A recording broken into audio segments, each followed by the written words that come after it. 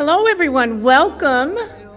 I'm so glad to see all these people at Cozen. I think there's a bunch of former middle school teachers, maybe, and middle schoolers. They're all sitting in the back of the room.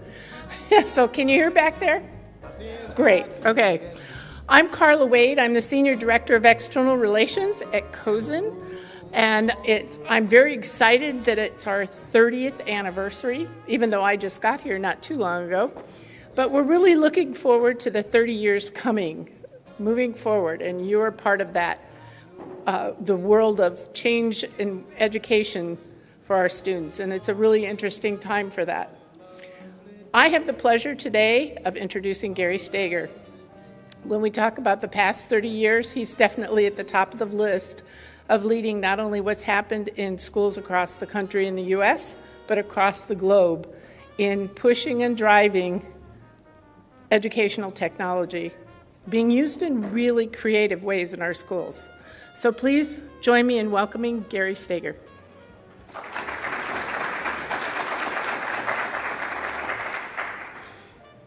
Thanks, Carla, and thanks for all of you for being here, being brave.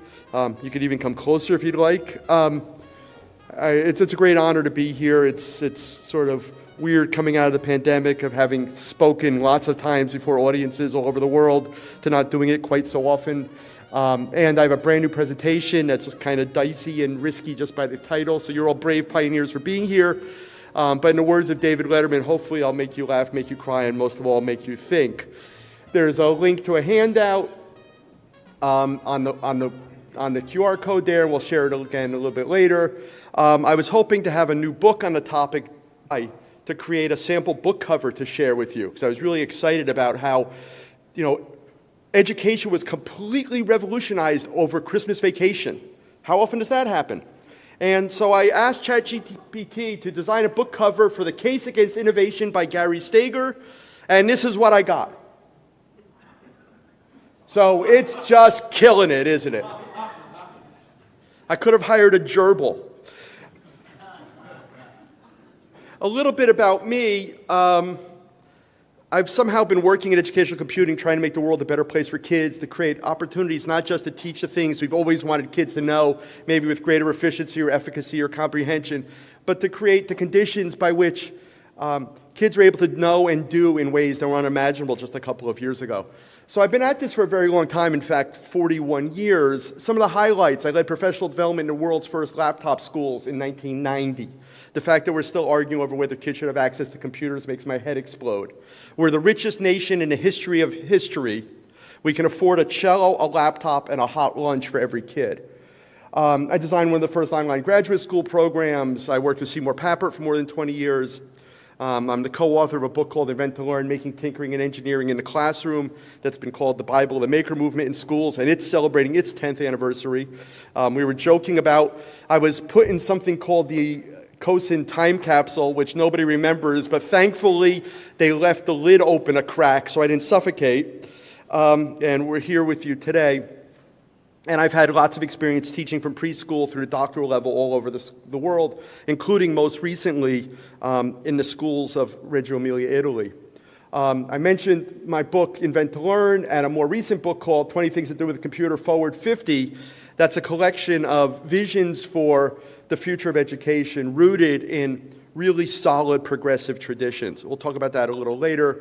And we most recently published a book called The Invent to Learn Guide to the Microbit, which helps teachers think about robotics, physical computing, electronics, coding in a kind of soup to nuts, comprehensive way. Now, I'd like to say that I speak for the screens have no tongues, to paraphrase the Lorax. Screens are getting a kind of really bad rap these days. And when I speak to parent groups, I like to point out that there's a fundamental difference between the way in which I talk about using computers as intellectual laboratories and vehicles for self-expression to enhance democracy, to amplify human potential, and the way you might use an iPad to shut a kid up in an Applebee's. The New York Times apparently today asked children what stresses them out, because we're hearing that kids are stressed out. And schools stressing them out, not the like community college, and we interrupt the kids endlessly. That adds to their stress. We ought to be thinking about these problems, these complex issues in a more holistic way. And one way to get there is to really define where do we stand. And this is kind of a tricky audience for this question, can benefit. There's the system, there's the teacher, and there's the learner. Now, you could come up with a really clever example of how one of the technologies was dragged from one of the corners slightly towards another, but by and large, a technology that you invest in benefits either the system, the teacher, or the learner. Obviously, the greatest return on investment is benefiting the learner. Back in the 80s, we used to talk about instructional and non-instructional computing, right? Like what matters for kids and how are we keeping the paychecks secure. It was like two different sets of information. And we don't talk about this notion of benefit and agency and actors anymore. We don't even have metaphors for talking about computers in schools. They're just devices, whatever that means. Back in the 70s and 80s, Robert Taylor from Columbia Teachers College used to talk about tool, tutor, tutee, the three ways that computers could be used in an instructional setting. I'm old enough to have friends who coined terms like computer literacy. And Arthur Lehrman said, computer literacy is the ability to do computing. It was the way a computer literate person could read and write a computer program. My, how we've fallen.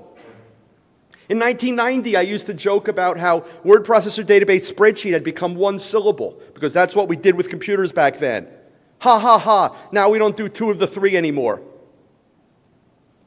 You know, what are the impediments that we're placing between children learning with computers? What is educational computing? What are our goals? What's our stance? What do we believe?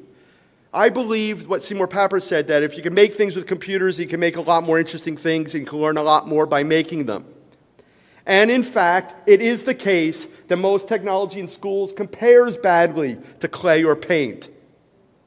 But computer programming, physical computing are exceptions. Making things, building community, expressing oneself, testing hypotheses, inventing is fundamentally different. Shifting the maximum agency to the hands of the kids. I want to live in a world where kids wake up at 3 o'clock in the morning with a burning desire to get back to school to work on something that matters to them, and their teachers wake up every morning and ask themselves the question, how do I make this the best 7 hours of a kid's life? So now I'm going to go through a little bit of sort of controversial stuff, and then talk about some alternatives and what it looks like in practice. One is that I think innovation is the wrong goal with perverse incentives. And I'm going to rattle through a few reasons why. One is innovation tends to be zero-sum. It's egocentric. It's about me. It's bordering on self-parody, the number of LinkedIn contacts I have who have innovator in their job title. With all due respect, for if any of you are in that situation, it seems kind of weird. First of all, it's arrogant. It suggests that history begins with me. We keep reinventing that which already exists, each time with diminished expectations. So we see stuff that comes in back over and over and over again, and yet it's often a cheap simulacrum of what we did in the first place. And I think that like genius or supermodel, you don't get to call yourself an innovator. That's for others to judge. History tends to bestow that designation. If we've emphasized innovation, there's almost always more emphasis placed on new versus good. There's no education prize for being really good. There's no reward for teachers who want to be really good and better and keep in the classroom and really benefit kids in our system. You have to get out of the classroom if you want to have any kind of impact. That's kind of crazy. Innovation tends to be values-free. A lot of what I'm seeing being done in schools today, frankly, not only lacks common sense, but it's amoral at best and often immoral at worst. Innovation for its own sake sows chaos. It creates constant churn and agita among teachers. Innovation's an individual, not a team sport. The quest for innovation favors amateurs, superficiality, and novelty over quality. I spent a lot of time hanging out with some of the best jazz musicians in the world, and they often bemoan something that they all recognize as press release musicians. The folks who have really good press releases and really bad records. Right? That it's all about shtick, it's all about jargon, it's all about novelty. Learning is natural, and innovation is as well. And when we're beating up on this idea or beating this dead horse of the case against innovation, can you point to an actual educational innovation, something new that makes a difference, that's profound, that leaves the planet and our profession and our experiences richer than before? A graphic I found online just the other day talking about how vinyl is outselling everything else today. No media ever replaces any previous generation of media. The big innovations of the past decade really seem to have no record of success. That doesn't mean it's not possible to yearn for better, but I think our perspective needs to be slightly different.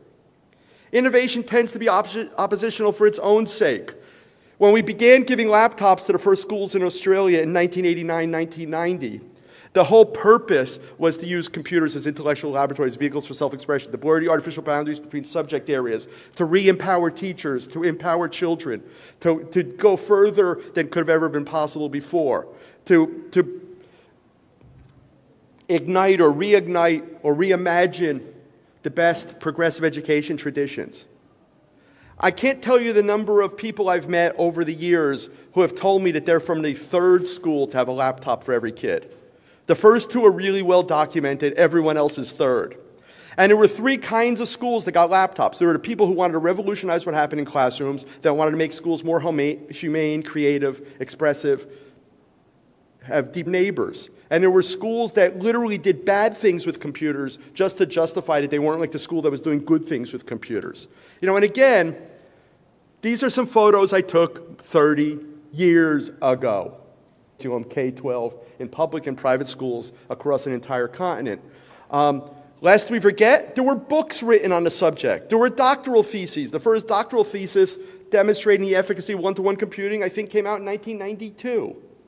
English-speaking school district in Quebec was one of the first one-to-one schools in Canada, said that after 10 years of extensive research, they determined the reason why folks didn't use their laptops in the classroom was, I don't wanna.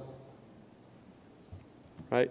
We could provide evidence till the cows come home, but the people who demand evidence, as was pointed out at the keynote yesterday, often are insincere and disingenuous.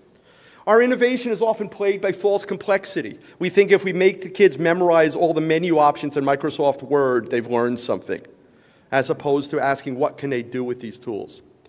I think innovation is too focused on an uncertain future. I don't have a crystal ball, how about you? Right?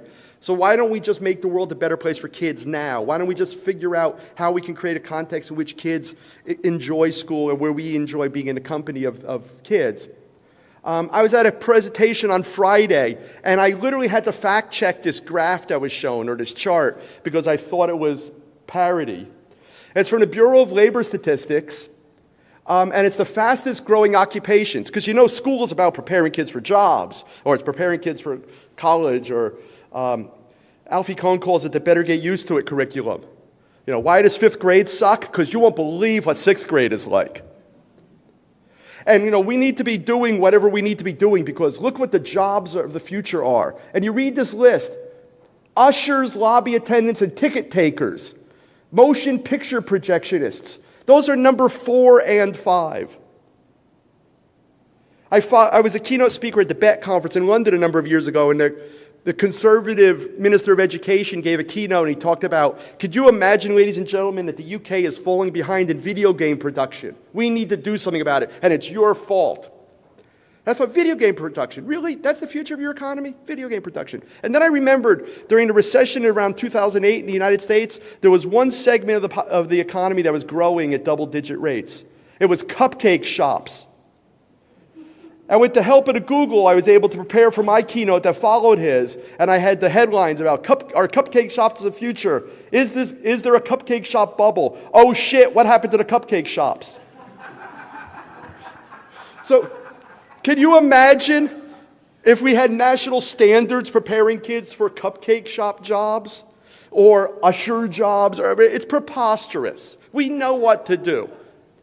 When we're focused on innovation, we often over-rely on a demand for scale, which creates more homogeneity. And we refuse to abandon terrible ideas like competition, scarcity, standardized curricula, testing, and such. One or two last ideas on this topic. One is the quest for innovation reeks of privilege. The metrics of innovation tend to be at the expense of poor children. Again, I'm going to go into a lot more detail about this in the book that no one will read next summer. But parents of children most in need of richer educational experiences don't trust us to experiment on their kids. And not everyone can be a shopkeeper. Some need to be employees and customers. And I'm concerned about all of the organizations that are focused on educational leadership. Where's the really robust organization for people who just want to be swell teachers and get better at it over time? And so we've de-skilled what teachers can do as a byproduct of innovation. If it always has to be something new, then you don't learn how to paint or dance or write. You're just learning new gadgets. And we're engaged in what I call the education policy spiral, in which the system continuously removes agency from teachers, so that teachers become less thoughtful and more automatic in their process, and then the results suffer. So as a result, we remove more agency from teachers, and we have this spiral down the drain. You know, a lot of what we're talking about in educational leadership is just education appreciation. What we do with computers in schools is computer appreciation. If you see a computer science curriculum that says first graders will identify algorithms or understand binary, run screaming from it. It's just a vocabulary exercise. Again, what can they do? And innovation by its very nature is temporary. I have a mentor, a wise old educator in Australia, who points out that innovations in education, good, bad, or indifferent, have a 5-year lifespan. You know, someone has a great idea, teachers are good soldiers, they'll give it a go. After a couple of years, they're pretty good at it, they've got the wind in their back, and then there's a new principal, there's a new mandate, there's a new educational technology plan, and it just blows away with the wind, unless there's some investment, unless there's some meat on the bones. Now, it turns out I'm not alone in believing this. The business press is starting to say this. Just like we're talking about teacher retention now, and the only thing the mainstream media can come up with is giving teachers a bonus, you know that the entire business community knows that when you give people bonuses, they quit their job the next day. It's like a statistically significant predictor of job dissatisfaction, but we're going to do it in education. You know, that we think it's time to refocus on what's healthy for the vast majority of workers, for the businesses that aren't at the cutting edge of digital transformation, for all of us who don't want to be the subject of the whims of a few out-of-touch billionaires. The ideology of change for its own sake is a recipe for disaster in the wrong hands. Economists have noted that the rate of innovation has decreased since about 1970. Here's an experiment. Think about 1870 to 1900 and 1970 to 2000. And then argue next time you're hanging out in the pub about which period of time saw greater human innovation. Innovation at its core is change that can be measured because it generates profits, something that schools shouldn't be concerned with. Innovation speak is a dialect of perpetual worry. At a deeper level, innovation speak is built on a hidden, often false premise that innovation itself is inherently good. If we really wanted to improve education, ladies and gentlemen, we would find a cure for amnesia. We would recognize that we stand on the shoulders of giants, that most of the good ideas in education have been done before, and that we would build upon that momentum, and we would take new technology to supercharge what was possible. You know, if only we knew what to do. How many times have you heard that? I was at a meeting a couple of weeks ago for education leaders, really well-intentioned people, and there were presenters saying things like, well, you know, we were trying to convince the elementary school principal that art was an important part of elementary school educational experience. So little by little, we took an incremental approach, we took baby steps, and over an 11-year period, and they had charts and graphs, we were able to show them how putting art in the elementary school would increase achievement by a tiny bit each year. And I went, because this is news that little kids should have art experiences? And that kid who started in kindergarten, by the time you convince the principal that art belonged in his elementary school, they're driving. How about a little sense of urgency here? And how broken are you as a human being that you don't know art is good for kids? How broken are you as a human being that your school theater hadn't been used in decades? This is the kinds of things I hear when I travel to schools, when I speak to educators. So we know what to do. We should do the right thing. And we have a lot of shoulders to stand on. Here's just a few of our teachers. You know, pick a topic, pick an area of concern, and there's a body of written literature that exists in print and digital form that we can build upon. One of my favorite books is a book called The Schoolmaster of the Great City. An Italian immigrant to New York City called Angelo Petri became a school teacher and school principal. He eventually worked with Dewey, but only after he'd already been a school principal. And he wrote a book called The Schoolmaster of the Great City, in which he identifies and solves every problem in contemporary education, except he did it over 100 years ago. And he said, I don't remember a school ever staying with a beautiful idea long enough to have it become an important part of children's lives. That's why innovation is a threat to the cause of making schools a better place for teachers and kids. We need to be able to differentiate between timeless and old. We should focus on timeless. This is my friend, the late, great jazz saxophonist Jimmy Heath, who liked to say, what was good is good. And we need to be able to assert that. And again, use the technology as rocket fuel to accelerate the spreading and to amplify the possibilities of what's good. But we should know what's good. I just found the program for the New Jersey Educational Computing Conference that I started in 1987. It was called Beyond Computer Literacy, Preparing for the Next Generation. My friend, the great civil rights activist and author Jonathan Kozol says, you're only 7 once. We can't wait 11 years for art to make it back into the elementary school. We can't wait another 30 years for kids to have a device. Incidentally, what was the last time you walked into a Best Buy and the clerk said, may I help you? And you said, yes, I'd like a device, please. No one says that. We say it when we're trying to buy something cheap for other people's children. You say, I want a computer. And the computer ought to be capable of doing everything our adult reptilian brains can think is important, and a whole lot of stuff we haven't even anticipated yet. I wasn't a big fan of Chromebooks. I'm coming around because guess what? You can buy them for under $100 now. And if you can buy them for under $100, you can literally use it as third base. Some of you might remember there was a company that was early into the laptop space, and that was one of their ad campaigns. I'd love to have computers that I could just lose. Right? So I started thinking about it differently in that sense, but it's kind of preposterous that we've had to get there. So let's go back in time a little bit. 1971, Seymour Papert and Cynthia Solomon wrote a paper called 20 Things to Do with a Computer. It was kind of remarkable. It was 1971. Most adults hadn't seen any computer, and they were talking about the computer as a constructive medium. They were talking about every kid having their own computer. They were describing the maker movement and a math land in which you would learn mathematics by constructing knowledge, by messing about with powerful ideas in the computer as naturally as you would learn French by living in France. No one goes up to a kid living in France and says, you don't seem to have a head for French. Of course they speak French. They were immersed in a culture where it has power and meaning and resonance. And on the 50th anniversary, I published a book called 20 Things to Do with a Computer, where I got 4 people I respect from around the world, folks from like Sugata Mitra to Karen Billings, and a lot of classroom educators today, and some of the people who were responsible for the technology 40, 50 years ago, to reflect on this vision of what was possible and to help us think about the next 50 years. I hope some of you will take a look at it. In 20 Things to Do with a Computer, they had a list of things you might be able to do with a computer, all in kind of a constructive, creative fashion. I often say to schools looking for a tech plan, why don't you just photocopy the 52-year-old document and see how your school district measures up. Most districts can't do these 20 things. But the most important part of 20 Things paper was, one, the statement where they said more than half the suggestions we're about to make have already been done in elementary schools in 1971. The 20th thing on the list was think up 20 more things to do. We ought to be thinking up the things to do with computers. And they talked about things like computers having controller ports where you can connect motors, lights, sensors, bring machines to life, create intelligent systems.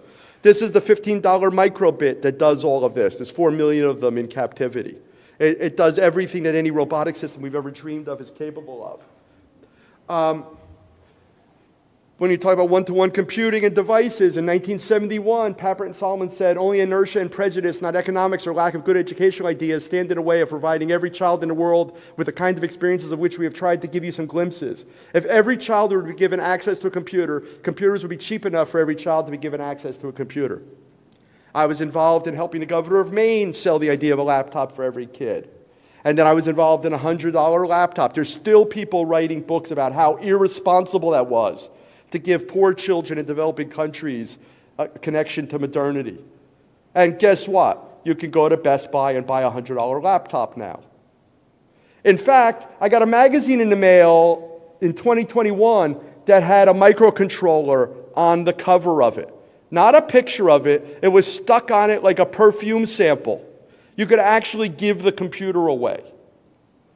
So then how do we react as schools when the question isn't, should there be a computer for every kid, but maybe there should be several computers for every kid?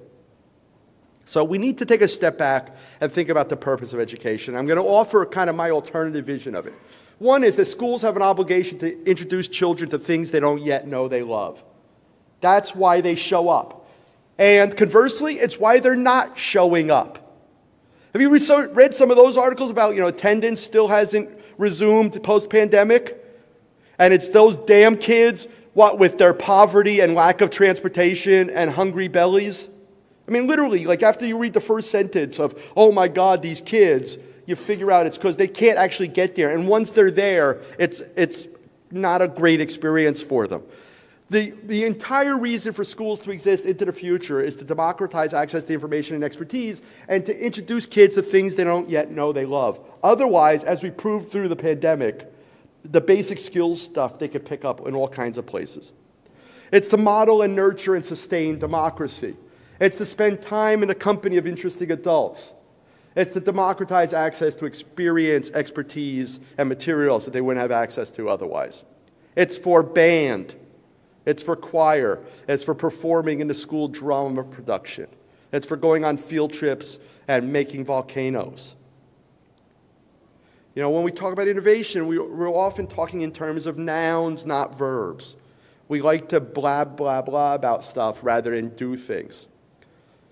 Edison said, vision without execution is hallucination. Again, what can they do with the technology? So let's talk about kids today. This is my grandson, Theo.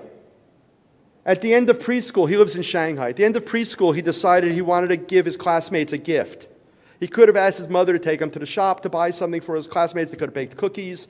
He decided he had another idea. He took out his iPad and he designed a rocket. And then he went to his 3D printer and he manufactured 28 rockets for his classmates.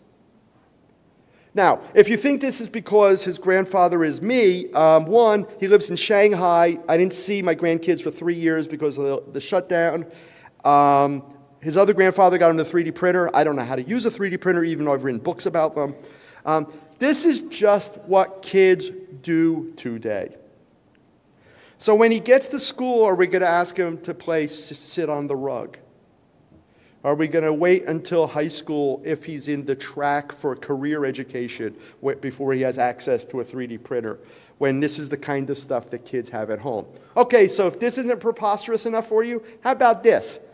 I'm in Tulsa, Oklahoma at a Reggio Emilia-inspired school. I'm in a preschool classroom. I mean infant preschool. The kid is less than 2 years old. He's propped up against the table, staring at the laptop that his teacher is driving. He's basically pre-verbal, this kid, but he is collaborating on this work. You could tell every ounce of his being is attending to the project that he and the teacher are working on together. And after 15 minutes or so of working on this project, the teacher snatched him up in her arms and walked over to the laser cutter where they were making wooden, basically paper dolls of him and his classmates to play with in the community corner. Right? This is what was good is good, right? This is stuff that kids have been doing since time immemorial, but now you could print out your friends. And if someone chews his head off, you could make another one. Again, what's this kid's sense of himself and his expectations for learning and what knowledge construction is about? I was working with the state of Alabama through the pandemic, and I was doing a Teach the Teachers model, and I was running a course for school leaders talking about STEM, and I said, why don't you let me teach a class of kids? Because then when you can see through the eyes and the hands of the screens of the kids what's possible, you'll have a different perspective on what I'm teaching you. And it's a way for me to mentor the teachers while I'm teaching the kids. And they made it as impossible as it possibly could. You know, I wasn't able to have access to the kids' screens, so the kids would write a program and they would have to bring their laptop up to another computer and hold it up, and I'd have to squint to try to read their code to provide some feedback or to help them with debugging. And I've created this model that I call Clever Computing for Children, where it's not just me teaching some gifted kids, it's me teaching a normal class of kids computational skills through computer programming and computer science and creativity, with their teachers coming along for the ride and being mentored along the way. You know, I went to junior high school in 1975 where every kid was required to take a 9-week computer programming class. I grew up in a school district in New Jersey that had a timeshare system in 1964. And by 1975, they thought baking a souffle, making a tie rack, writing a computer program, good ideas for 7th graders. Never thought I'd use a computer again. I fell in love with thinking. I fell in love with computer programming because we didn't know what was impossible. We thought anything was possible. We challenged one another. We pulled each other up by our bootstraps. There was a several-year period before which we saw a piece of software written by someone we didn't actually know. We had adults who said, here, kids, see what you can figure out, lock up when you're done. I literally had keys to the mainframe and a secretary who would take my phone messages because she had a desk in the room with the computer. And just like Paul Allen and Bill Gates, who around the same time had the same quality of experience. And the reason why I think we should be teaching kids programming is that it's the new liberal art. It gives them agency over an increasingly complex and technologically sophisticated world. But boy, have we fought against this idea. The amount of energy that's been dedicated to depriving kids of this agency is remarkable, and it's unconscionable. And the very same people who are now telling you that they're an expert on AI in education are the very same people who have been fighting having kids engaged in rich computational activities for decades. The reason why this matters is to answer the question that Papert began asking more than a half century ago, which is, does the computer program the child or the child program the computer? At a time of rising authoritarianism and science denialism and skepticism and bullshit detection being in greater need than ever before, in the words of Neil Postman, we need to have kids who have agency over the system. And those of you who are in CTO roles know how few of your teachers can use a trackpad, or how many kids can copy and paste, let alone get to the point where the computer can begin to work for them. And we ought to be working harder towards those ends. So we want to create learning adventures for teachers where they see what's possible, where they experience for themselves the kind of exhilaration that I found when I learned to program in a public middle school in the mid-70s. So 14 years ago, I created something called Constructing Modern Knowledge. There's some postcards on the table. I hope you'll consider coming yourself or sending a team of educators from your school or your district. It's an act of lunacy and love where we ship 60 cases of materials. We have an amazing faculty. We punch above our weight in guest speakers. We've got a guy this summer who's a 30-year-old, half an EGOT. He's got a Tony and Grammy Award already. He has something called the 8-Bit Big Band, which is a 60-piece orchestra that plays video game music.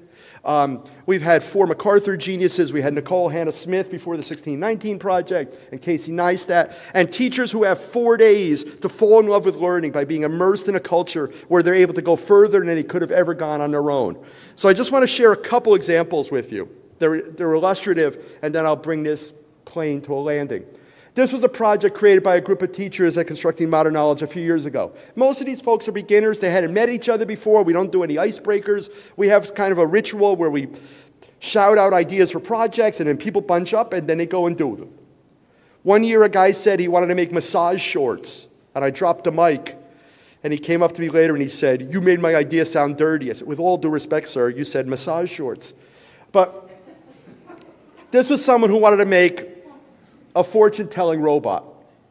So you could see what was good is good. There's craft, there's recycled materials, all kinds of media, and they're programming in Snap, which is kind of a college-level version of a block-based programming language like Scratch. Hello there. Come a little closer. That's so Dana read your aura. Motion detection because she said come closer, so I thought like it got triggered when you got So they're talking about how it works. The blonde is a kindergarten teacher, and she's explaining you can stick a credit card in it to make it run, and then it randomly comes up with a fortune to tell you that's been recorded, and the mouth is animated. Now you could decide you don't want it to be a credit card. Maybe you want it to be coin operated. Which coin? Does it make change? What if it gets slugs? How do you, so you can build all sorts of engineering challenges, that the process is generative, that you test some hypothesis, you communicate it to the materials. If you're successful, you test a larger hypothesis, you ask a deeper question. If you're unsuccessful, you engage in the debugging process. Here's a project created by Kelly Knight. She had come to Constructing Modern Knowledge 5 times, and she knew that nutty ideas were kind of our stock and trade. And when we were brainstorming project ideas, she said, for whatever reason, I want to make an animated Marie Antoinette wig. Okay. And she created this wonderfully beautiful paper sculpture, this monochromatic paper sculpture that has birds that fly around it. And when you tilt your head forward, the microcontroller plays birds chirping.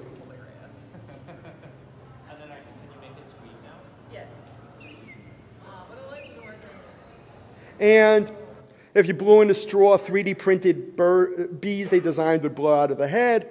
And there's a lot that I love about this project. It's whimsical, it's complex, it has a lot of STEM engineering coding objectives being satisfied and standards being met. And best of all, it's not a damn truck that kills some other school's truck. We took all the power of engineering and design and we made it this macho boy nonsense where we build battle bots that kill things. All the exact same objectives are being satisfied in the creation of something beautiful and whimsical and personal. We have free web-based environments like Microsoft MakeCode that allow you to control the microbit, but also there's now a half dozen $30 to $50 handheld game devices that look and feel exactly like a Game Boy where kids can be actually making software that's not a mockery of what they love, of children's culture. It's the actual thing. That we're allowing many more kids to do many more sophisticated things if we know about it and if we create the opportunities for that. We have all these environments that allow us to embroider geometry and to design in 3D and to solve math problems that are otherwise unsolvable. Most of them are free or incredibly low cost. They're almost all web-based. There's no excuse for kids not having these experiences. Here's another project from Constructing Modern Knowledge. Teacher said, 2018, I'd like to make a pair of shoes that when I click the heels together, a taxi will be called. Now, little kids come up with nutty ideas like this all the time for the school science fair, and what do? They make a trifold board, and they say, and they find out how much will it cost, and they make a brochure for it, and it's essentially a language arts activity. It's not an engineering or design activity, because you can't make shoes that call a taxi. That's ridiculous. Except at Constructing Modern Knowledge, where someone said, hey, the API for Uber is open source. And by the end of the 4 days, these 3 or 4 teachers made Schuber, which were indeed a pair of shoes, and when you click the heels together, a car was called. Just like the 2-year-old who's laser cutting his friends. Now, there should be a comma in there somewhere. He's not. You can make Schuber not as a poster of what might be in some sort of dystopic science fiction fantasy, but that's something you could do today. So again, Howard Gardner, Charlie Rose, and Gareth Stockdale created the BBC Microbit, are going to be guest speakers at CMK this year, a panel of legends, the folks who got me excited about learning and technology, including Cynthia Solomon, the mother of educational computing, will be part of our faculty. I got interested in educational technology because, frankly, that's where the smartest, most radical educators were in the early 1980s. We're worried about teacher retention, just like we're worried about screens. This is why I do the work that I do. A teacher who spontaneously, after our event 2018, tweets, I had quit as a teacher, I'm going back.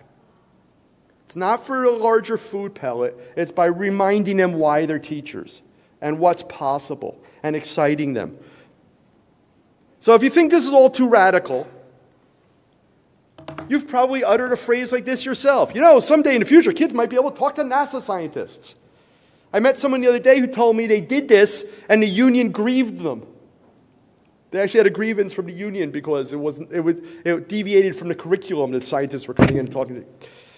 Anyway, but kids could always have talked to NASA scientists if they wrote them a letter. But okay, we've made it a little quicker. If we have made it quicker, if they could send an email, hint, hint. But how about talking to Einstein or Galileo. This is my friend Stephen Wolfram. Stephen Wolfram is arguably the most important living mathematician, scientist. Turns out people who are really great at what they do love sharing what they do with young people who are interested in what they do, because they like young people who are interested in what they're interested in.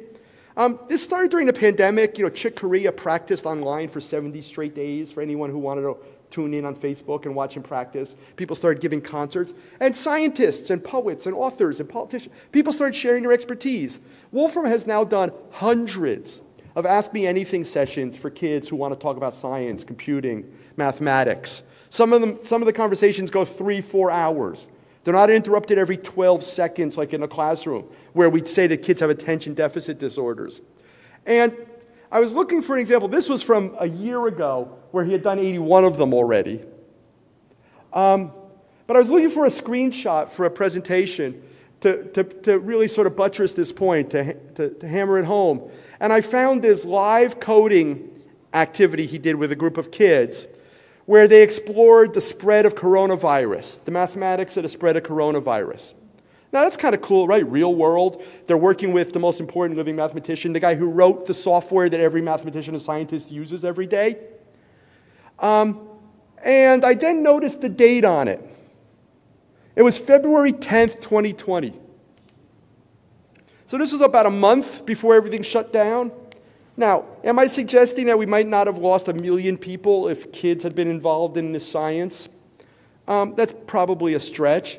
Would there be less vaccine hesitancy or crazy conspiracy theories about where the virus comes from? Maybe.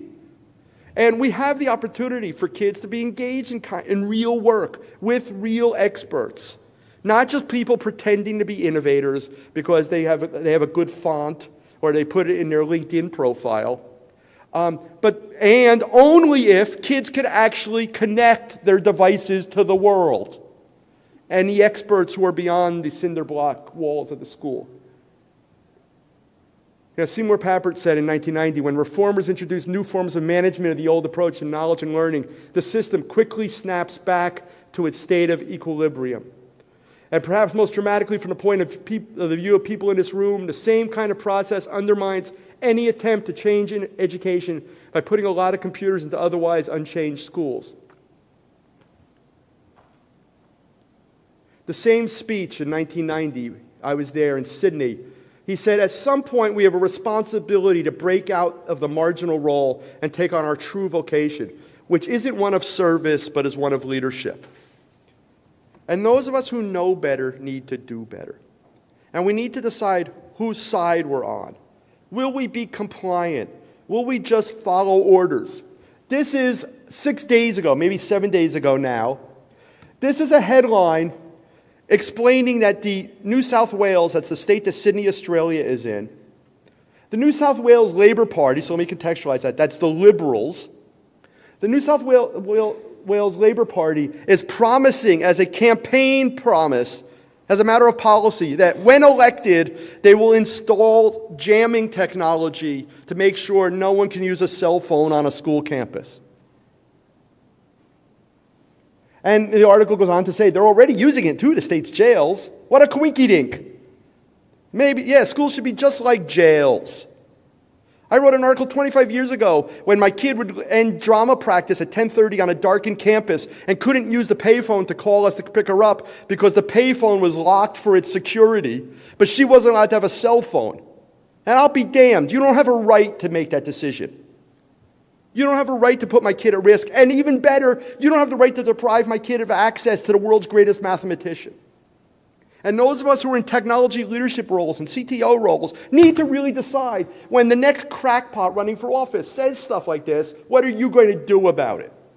And what's CoSN going to do about it? We really need to stand up. We've talked about K-12 computer science curricula, and I was running around the world saying, how the hell are we going to have a K-12 computer science curricula when the smartest people I know who have spent the last 40, 50 years teaching kids computer science have no idea what a kid would be capable of doing at the end of 12th grade if they had started in kindergarten? And I was feeling pretty smug and arrogant and confident in that statement, and talking about the lack of humility and arrogance that would suggest that we're going to have a curriculum in a topic we know nothing about and projecting it 12 years into the future. And I was running around saying that, and then Cynthia Solomon, my mentor, again, the woman who was responsible for the first programming language for children, arguably the mother of educational computing, heard me say it, and she gave me the back of her hand, as she often does, and she was spot on. She said, of course we know what kids are capable of doing. They're capable of surprising us. And we shouldn't view that as a threat to security. We should view that as a blessing. In 9th grade, I wrote a computer program that when you logged into the terminal connected to a timeshare mainframe, you logged in, but then it gave you an error message, one of a couple random error messages that said, gave you an error message and then asked you to log in again. When you logged in the second time, your password was captured, and I was getting a file of those passwords, and I could print them out on paper tape, and I made a way, taught myself how to read paper tape visually, and I could steal passwords, which was hilarious because I had access to the notebook where the passwords were written down.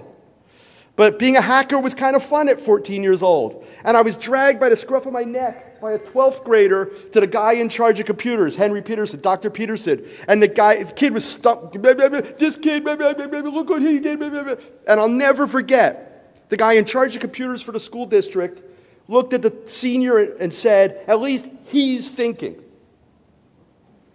Make that kid part of your tech team. Applaud the mischief making. They're just computers. In this uncertain world, if we won't stand between the kids and the madness, who will? We need to lead. We need to stand up. We need to assert what the role of computers are in the classroom, what the role of teachers are, why kids show up, and we need to do everything in our power to make every day the best 7 hours of a kid's life. Thank you very much, ladies and gentlemen. 4 o'clock on the dot. I'm happy to take a couple questions if we got 2-3 minutes.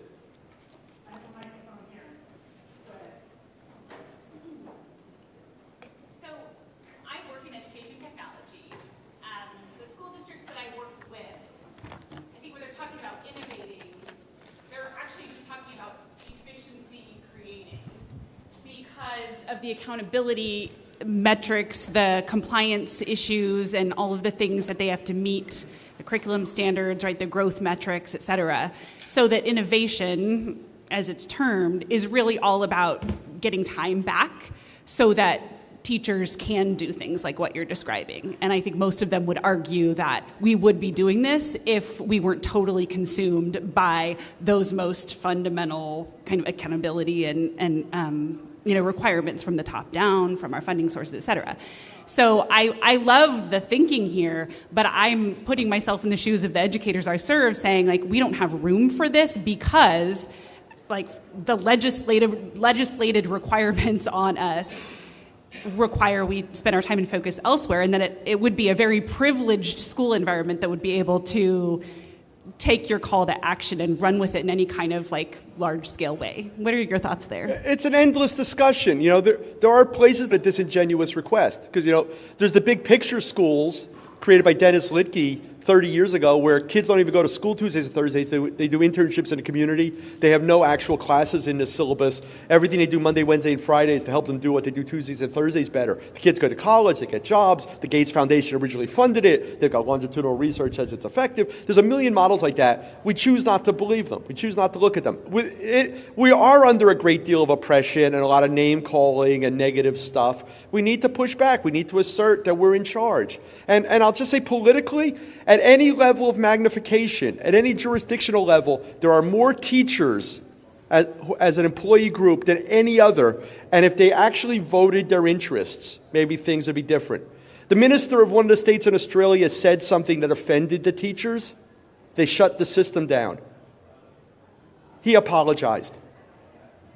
At some point, we need to, we need to know why we're here and what it is. We didn't become educators to satisfy what Bailey's talking, the 580 metrics. And, if the curriculum is morbidly obese, the first key to school reform is get rid of half the curriculum, any half.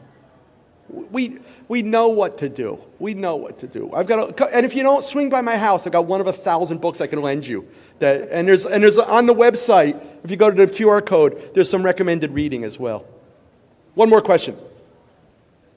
And then you can talk to me until I take a taxi to the airport. Go ahead, in the back. Who is succeeding out there among our educational peers, bringing joy back to students and getting the most out